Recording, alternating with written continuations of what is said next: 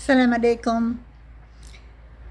Ah, it's our last lesson of Volume 1 of the Kitab of Tawhid. And honestly, it's probably the most relevant lesson of today's issues because I recently discovered 2 days ago that 90% of the world believes in magic, practices magic, actively practices magic in one form or another. And they mentioned that some of these forms were, as you would expect, trying to attract your lover, husband, money, fame, whatever. These are the things you would most likely feel that people would believe in, the unseen powers and all of that. But one of them that was mentioned was exactly this: seeking rain in order to drink or water their parched lands. And then curiously enough, I think it was yesterday, I found two YouTube videos about the new president of Burkina Faso. His name is Ibrahim Traoré. And what he's done to stabilize the water flow in his country, and something regarding rabbits. It has to do with agriculture. I don't really understand scientific things. I don't think I ever went to a farm in my life. The only animals I saw were in the circus, and I wasn't a city girl, I was a suburb girl. But I really am unfamiliar with so many things now that I realize what life is all about, that I barely could survive probably a day in the forest. This business about unseen powers is what the Kitab of Tawhid tackles. And I always knew that it was a book that was fought against ever since it was written 200 years ago. And it was forbidden in many countries because of its title, Tawhid, meaning Allah's the only one with power. And so, as you know, we don't have to get into the gory details of our governments today, but one thing they do not like is to have someone say, you don't have any power. They would, of course, forbid that book. So this book is immediately the book that I decided I wanted to read and teach. More than any, Quran tafsir, of course. Arabic language, of course. But this particular book, and I'm going to go in a little bit of detail before I do our last lesson, because this is only volume 1. This 500 pages is only volume 1. Volume 2, I will go through that later after I get some other things out of the way. All of this academic treasure, and scholars writing about all of these words in the Quran and issues and prohibitions and whatever. It's all wonderful, it's all beautiful, and I love it. But we have to sometimes face the reality that we're living in. So because I was raised a Catholic, I felt an awareness of all this nonsense from my earliest childhood, because we were raised with statues and amulets, and I think I did tell you once about how they would pass around something called relics, pieces of hair and bone and bloody cloth from supposedly the holy ones who were martyred. And then if we would hold these relics and pray over them and kiss them, and it would help us. It would bring us success. It would give us grace in our lives.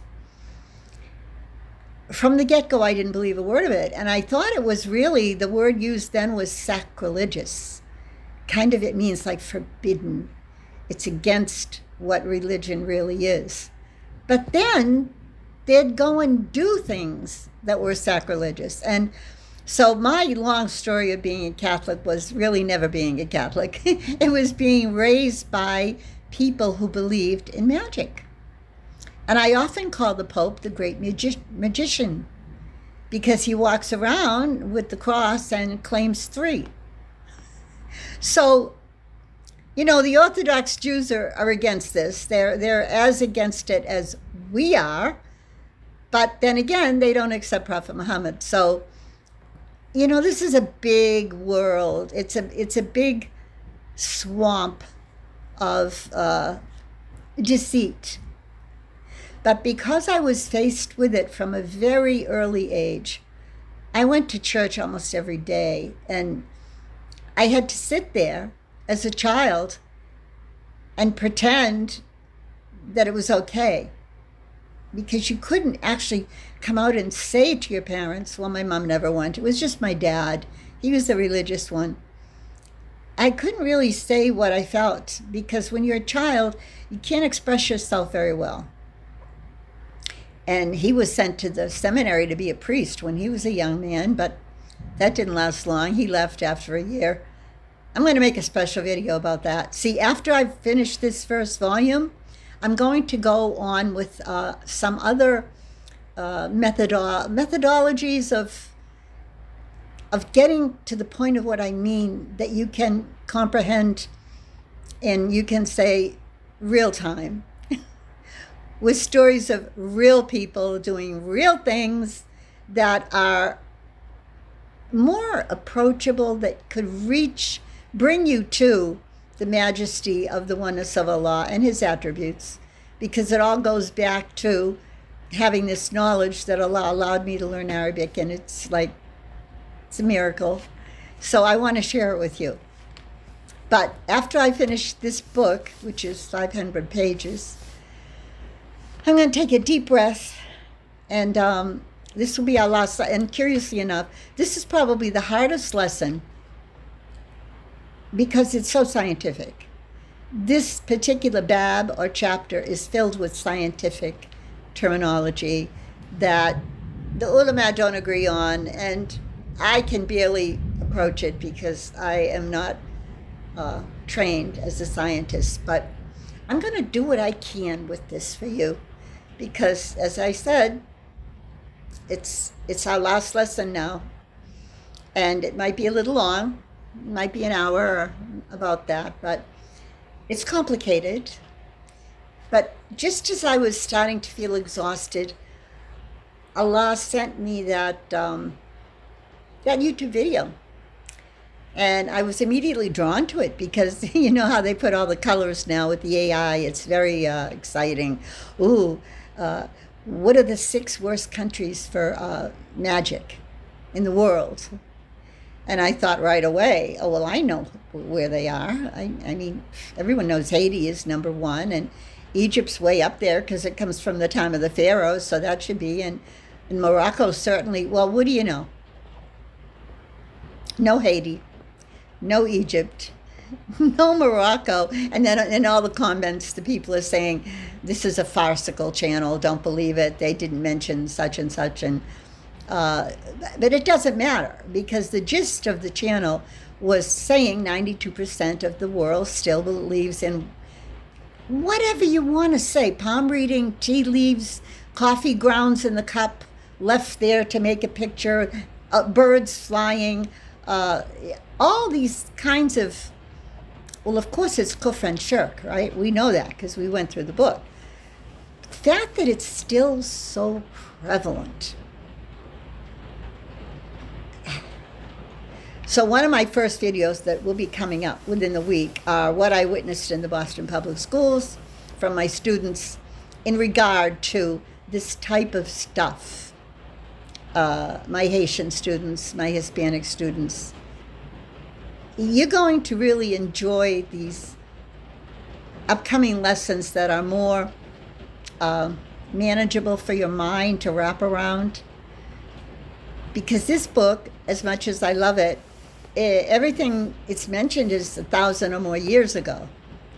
So you got a good taste of Kitab Tawhid. And you can see why Still now, it's all over the internet. Wahhabi, Wahhabi. Who are the Wahhabi? Are the Wahhabi good? Are the Wahhabi bad? Should we even call them Wahhabi? Oh, poor Saudi Arabia now. It's under the spotlight. And this was a good old sheikh. Sheikh Muhammad ibn Abdul Wahhab. He didn't mean harm. He just didn't like what he saw that was going on in Saudi Arabia at that time, when it wasn't called Saudi Arabia, by the way.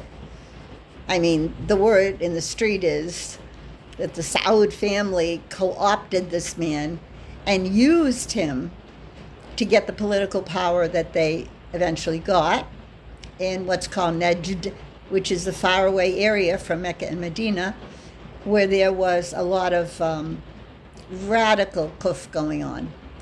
So Muhammad ibn Abdul Wahhab addressed it, and he used his knowledge. He was a real sheikh. He knew Arabic and he could read.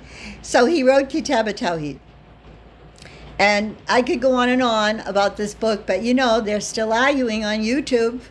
Oh, there are so many new du'at that are against Muhammad ibn Abdul Wahhab and saying don't read the book of Tawhid. And then there are others praising the book of Tawhid, like myself. Let's get right into it. Let's get into the difficulty of the terminology, because here we go. The chapter is called Bab. Bab means chapter. ما جاء في الاستسقاء بأنواء. Anwa, Hamza at the end, is plural of naw. And what is it? Well, it's not really clear. Some say it's stars, some say it's planets, some say it's orbits, some say it's the houses of the astronomers. It really, you're not going to get a clear meaning of this word. Some say clouds, because the clouds bring rain, and how does the rain get inside the clouds? I'm trying my best here, okay? Al-istisqa, that's easy. Istisqa means talab as-suqa. Suqya, sin, qaf, ya, alif. It means asking someone to give you water. Asqi ma. Give me some water. Give me a drink of water. Kal, istighfar, means talab al-maghfirah. So when you put the ista on a root verb, it means to ask for it, okay? Wal ista'ana talab al-aun. You know the aun, the help from Allah? That's why we say, nista'inu bik. We ask you to help us, Allah. So he's giving you a little grammar lesson here.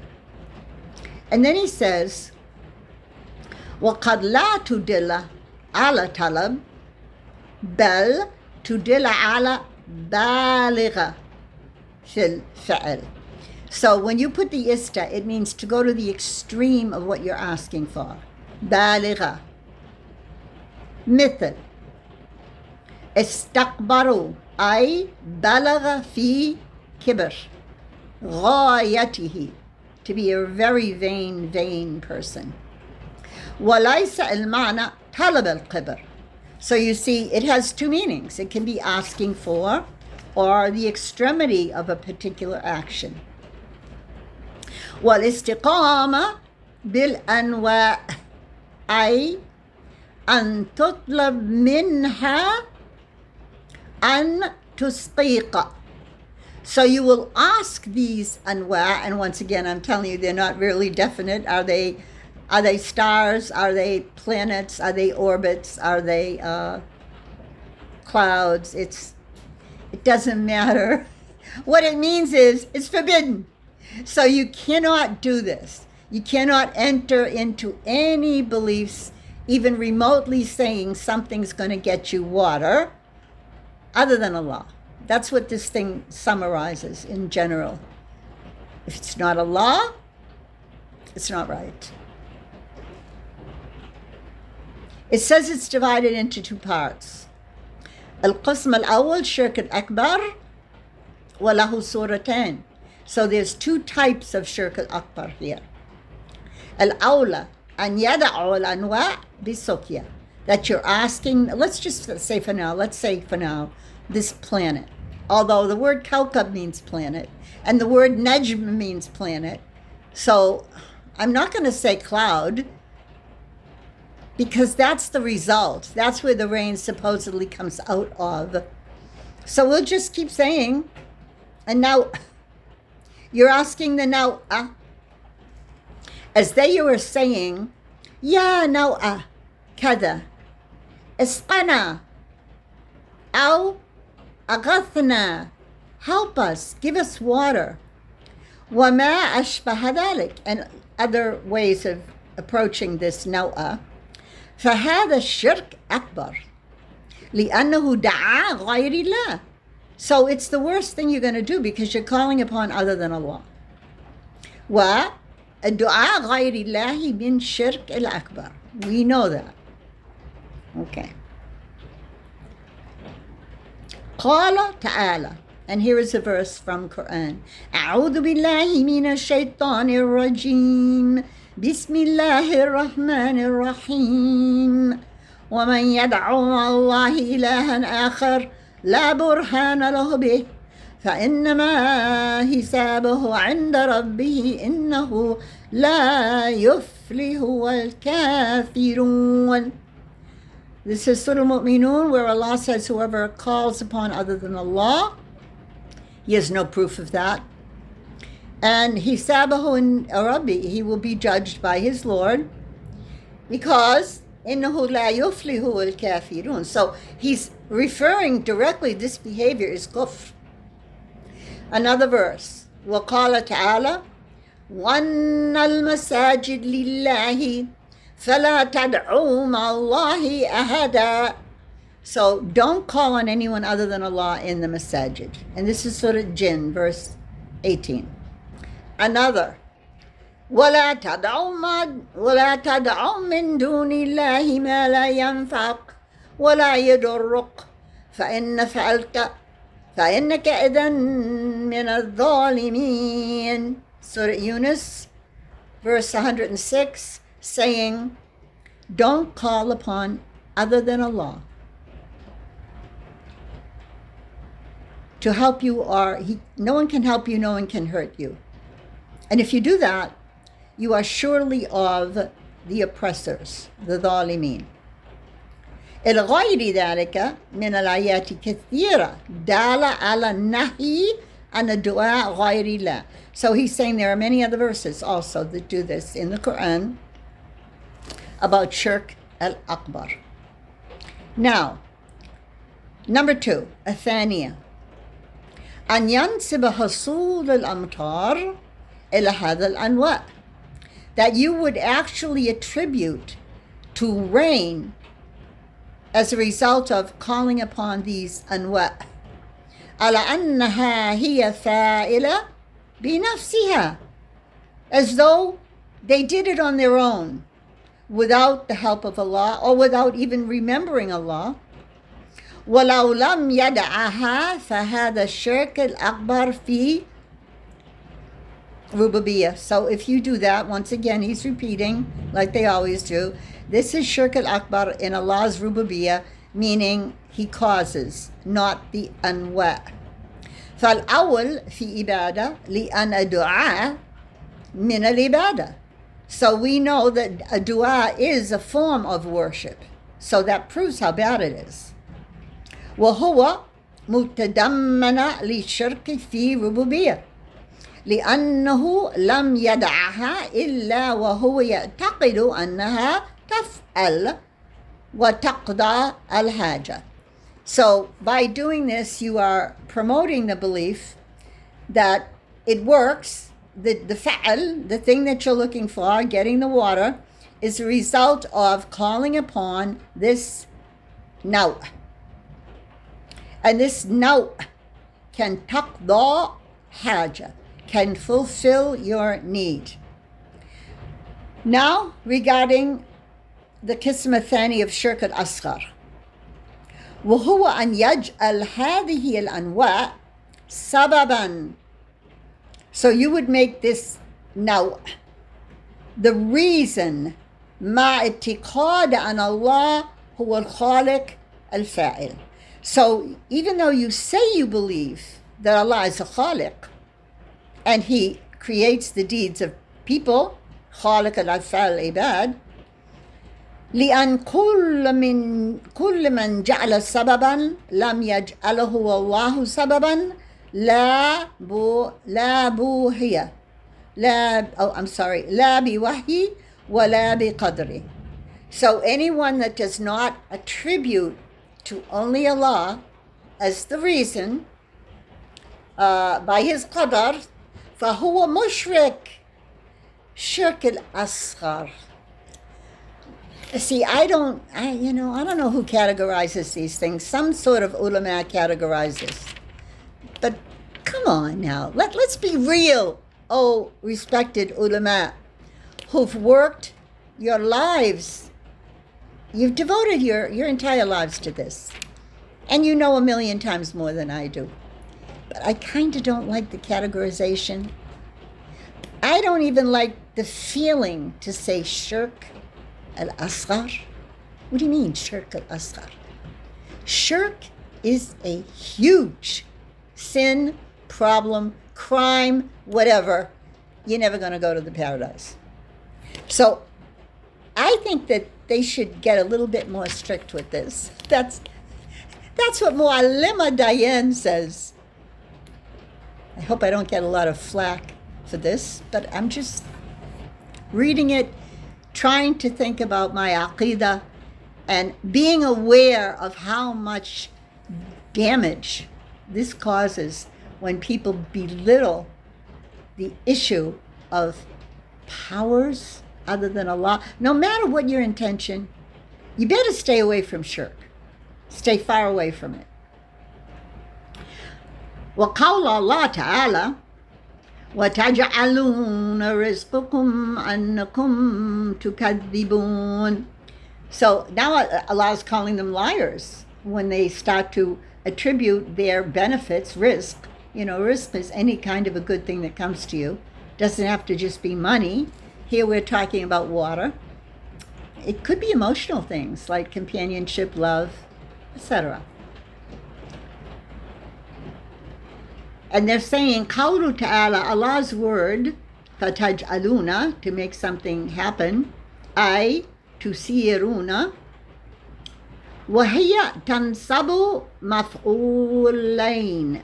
And they're saying it's got to do with two things. Al-awwal, the rizq, والثاني, you're using the word an, this is a particle, وما دخلت عليه في تأويل المصدر مفعول ثاني. So they're saying that there's two direct objects here that we're dealing with in the grammar. وتقدير وتجعلون رزقكم كنكم تكذبون. So both of these things is a reason why you're labeled now liars. You're liars. والمعنى تكذبون أنه من عند الله. You're denying now that all of this should only be Allah. حيث تضعفون حصوله إلى غيره. Yeah, so here, that's what I just said. You're actually attributing powers to other than Allah. So he's going to go on and on now. He's going to say a lot of the same thing as he often does. I'll give you some more Quranic verses, though, because they always are more illustrative than anything. But here's the problem. I want to tell you about this one, because this one, sometimes you get exhausted. This is a verse in Quran. فلا أقسم بمواقع النجوم إنه قسم لو تعلمون عظيم إنه لقرآن كريم في كتاب مكنون لا يمسه إلا المطهرون تنزيل من رب العالمين أفبهذا الحديث أنتم مدهنون وتجعلون رزقكم إنكم تكذبون. So he gave you a piece of this. he gave you one piece up above. I already read that to you. This is the full story in Surah Al-Waqiyah. تخافونهم فتظاهنونهم وتجعلون الشكر ما رزقكم الله به من العلم والوحي. He's saying you're not giving a lot of credit for the knowledge and the revelation, the inspiration that you've gotten. إنكم تكذبون, you're lying about it. وهذا هو ظاهر سياق الآية. And then he says, مراد برزق here is matar. So rain is what we're discussing right now. Okay. So what's the problem that I said the ulama are involved in? And they don't tell you this here now. You have to go more pages and read about this. It's translated as, in Surah Al-Waqiyah, فَلَا أُقْسِمُ بِمَوَاقِيَ نَجُومٍ. When you say فَلَا here, fa la alif, it's translated in the English, I swear by the position of the stars. You know, qasaman, when you make qasam, it means you're making an oath. So here, فَلَا أُقْسِمُ بِمَوَاقِيَ النُّجُومِ, some of the commentators say it means I swear by, because here the la, they call it the la of qasam. But then other scholars say, no, it's la of nahiya. It's the forbidden lam. La, you know, you say la tukhruj, don't leave this house. Now, let's not get overly into this. I'm happy that this came up so that I can tell you something. The scholars, there's no ijma', okay? You won't hear this from shuyukh because they're not allowed to tell you practically anything. They're muzzled by the sulta, the authorities. And that's why Prophet Muhammad said, I most fear for you ulama as-su, bad scholars. Are you going to tell me that this is something that we can say Allah doesn't know what he's talking about when he says la aqsamu bi mawaqi an-nujum? He doesn't know whether he means don't do it or I swear that this is a big deal. The mawaqi an-nujum is a big deal. You should know about the planetary evolutions of it's really almost promoting astrology. Now, you know we have astronomy and astrology. I mean, in English, I'm talking about. Ilm al-falaq. They say it's okay if you want to study the skies and you want to look up and you have now telescope, I don't know what they have now, Hubble, whatever. It's okay. It's going to cause you to get closer to Allah. You're going to feel something. Because looking up into the heavens is amazing. I mean, we know about Prophet Ibrahim and how it astounded him. However, these words, astronomy and astrology,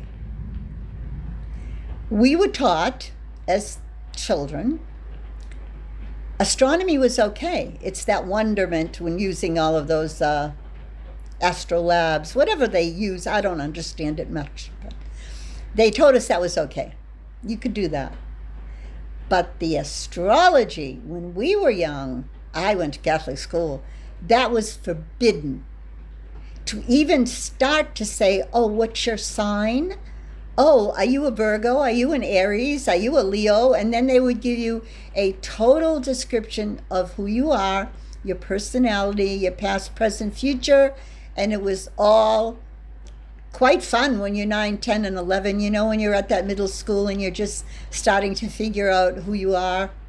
So when someone gave you a label, and the worst part is when they gave you a label, like me, I was Virgo, then you would go and search out what is a Virgo, and then you find out that it's me.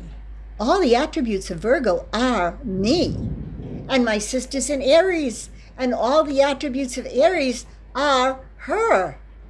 I mean, it's enough to shake your faith, but it didn't shake my faith because I always knew that this Baruch studying horoscopes was satanic. I felt it right in the beginning.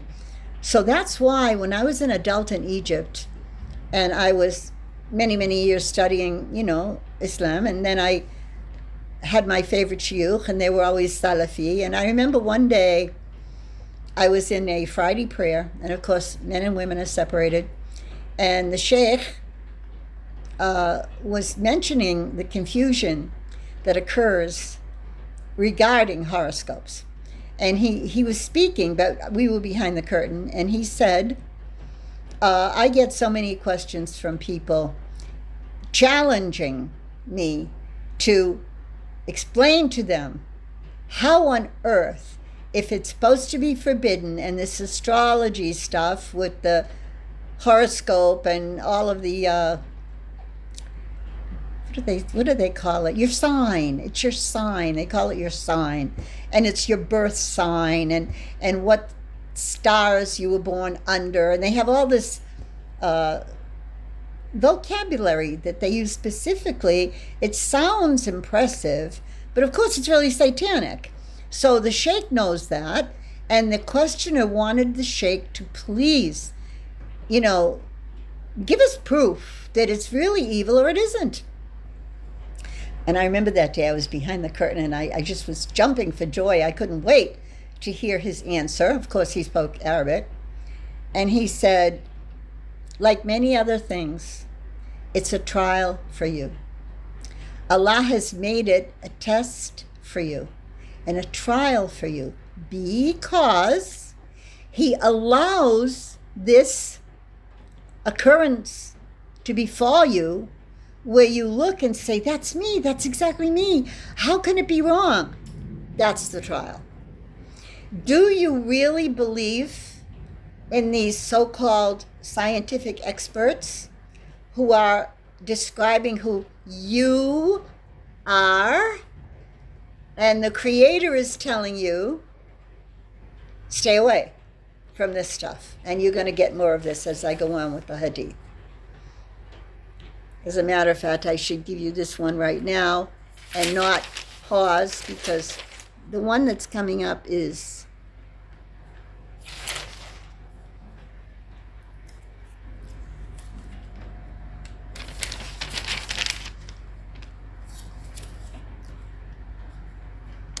well,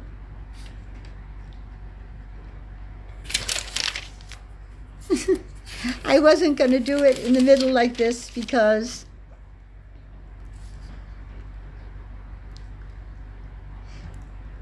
it has to do with a hadith where Prophet Muhammad is saying, don't use the stars for anything other than knowing your direction when you're out in the ocean and you're on a ship. I forget what it was called. I told you I'm weak in science. They had these tools where they could gauge. It's more than a compass. There's another word for it. And they could look up and see the patterns up there in the sky. And you could use that. That was okay. When we were kids, I'm getting off on a tangent, but there's just so much. I told you this chapter is filled with knowledge and issues where you have to really ponder. Do you know there was a song, When You Wish Upon a Star? Makes no difference where you are. When you wish upon a star, your dreams come true. Guess who wrote that song? Well, it was Disney. It was a Disney, and now we know that all the Disney stuff is garbage, but back in the day, it was at the beginning of films and actually like children's films. I think that one was Cinderella sang that one. I think it was Cinderella or Snow White.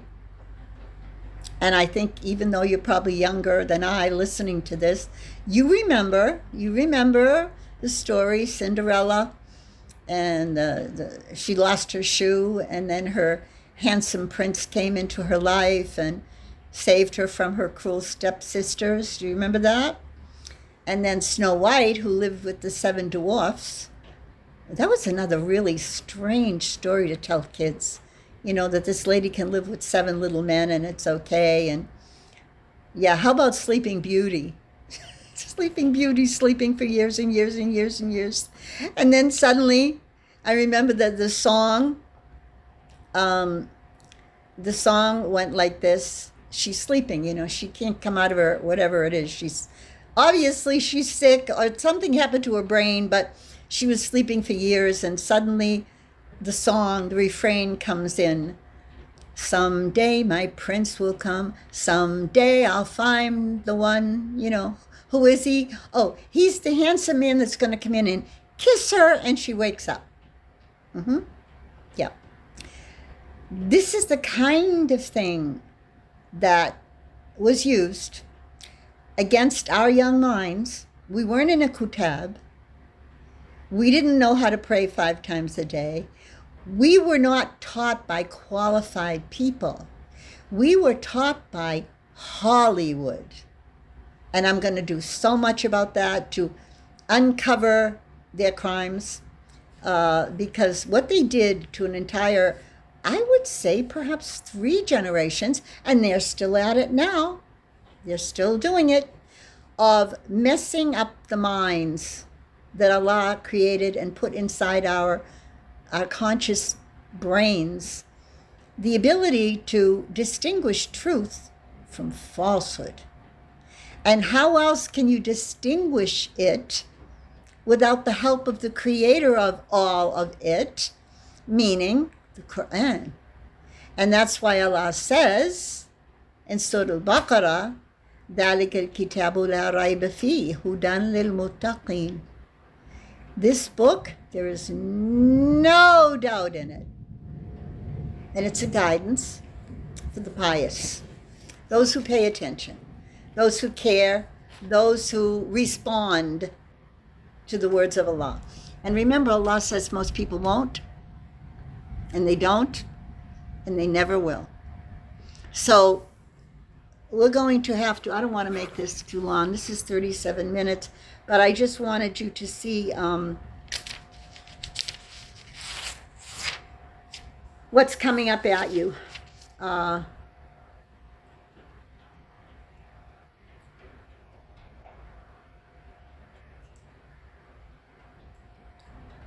Well, I'll leave you with this one. This is not the one I was mentioning exactly, but in the next part 2, I'll give you that one. But what I have right in front of me now is also excellent. An Abi Malik al-Ash'ari radiyallahu anhu, anna Rasulullah sallallahu alayhi wasallam قال أربع من أمتي من أمر الجاهلية لا يتركهن. And it says these 4 things are the signs of ignorance and the jahiliyyah that you have not left. You're still in it. الفخر بالأحساب والطعن في الأنساب والاستسقاء بالنجوم والنياحة.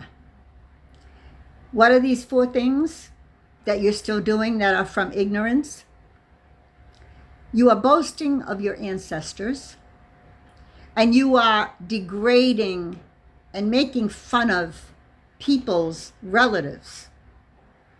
And you are seeking water from the stars. Istisqa binajum wa niyaha. Niyaha means wailing at graves.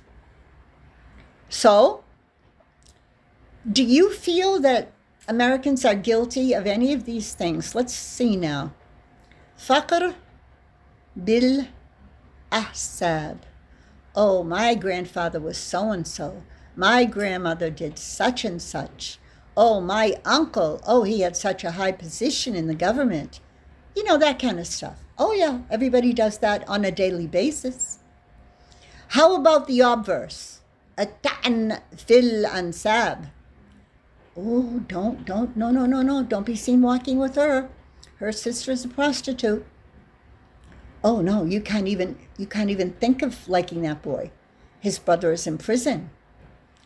You know, this kind of thing of putting people down by what other people did just because they're blood relations, it's very prevalent in all classes in America, as it was back then, and it is all over the world.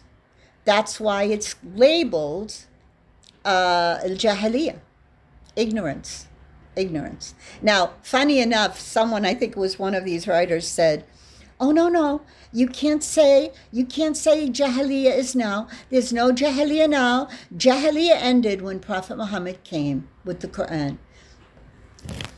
Sorry, my dear respected ulama. There is Jahiliyyah now because you're not doing your job of dawah. I understand how difficult it is where you live. I understand how many good shuyukh are in prison. I know very well about that. So be careful when you make blanket statements about this book, about Tawheed, because the onus is on you and me and everyone else that Allah has chosen to learn this subject, because it is the pivot point of our entire Islamic religion. And it is our deficiency that we have not done enough. And that's why people still tease women in hijab.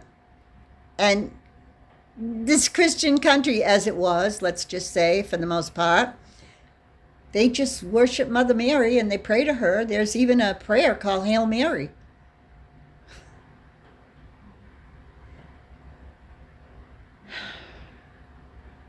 I don't know what we can do except ask for forgiveness in the times of anxiety that we're living in. We ask Allah to forgive us for not doing enough and asking Him to give us more. And I'm going to, apologize to you that I don't do enough and try to give you more. And may Allah make it easy. May Allah, we say, Allahu musta'an. Il-aun. Aun means to give you what you need to help you.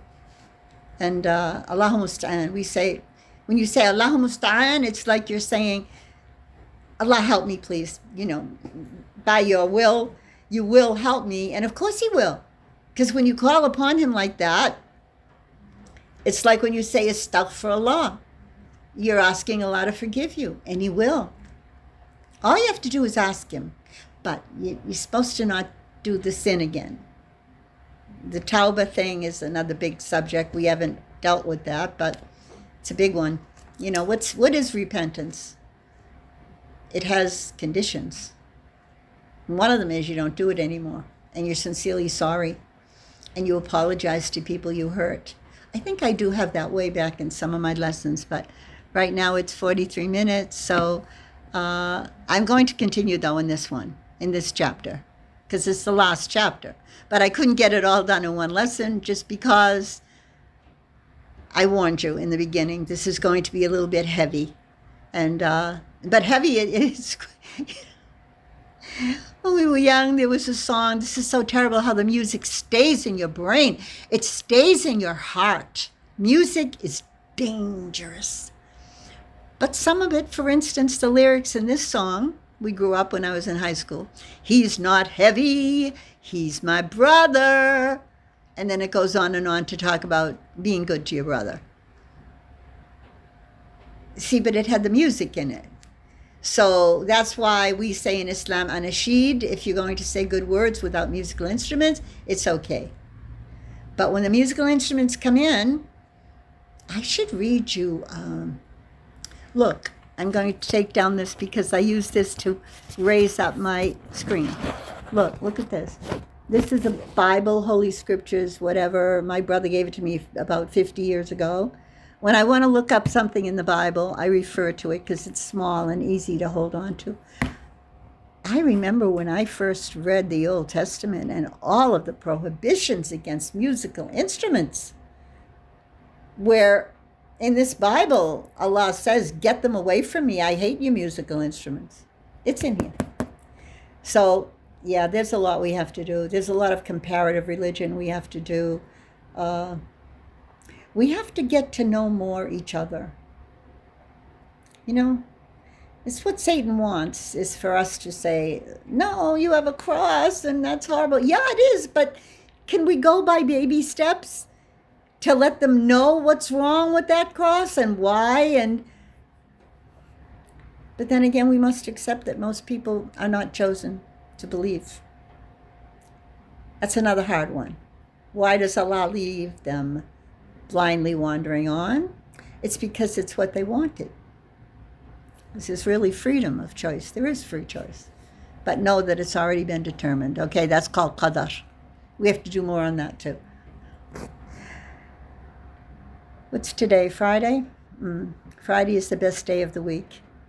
And I still have time. You know those 3 hours between Asr and Maghrib? I still have some time. I have like half hour left where I can make the dua, which is mustajab. Allah answers it on Friday afternoon. We have a lot of hadith about that. So if you're hearing me on this Eastern Standard Time, you still have time to make your requests. And at this time, they are answered more than at any other time because it's a hadith. Of course, we have Qiyam al-Layl. I know we have the time before we do the Fajr, but I really do like this one because it's on the special day of the week, Friday. And things are always different and better on Friday, I think. So go to it right now and ask for what you want, and I'll see you tomorrow because I'm going to do more of this tomorrow, inshallah. Assalamu alaikum.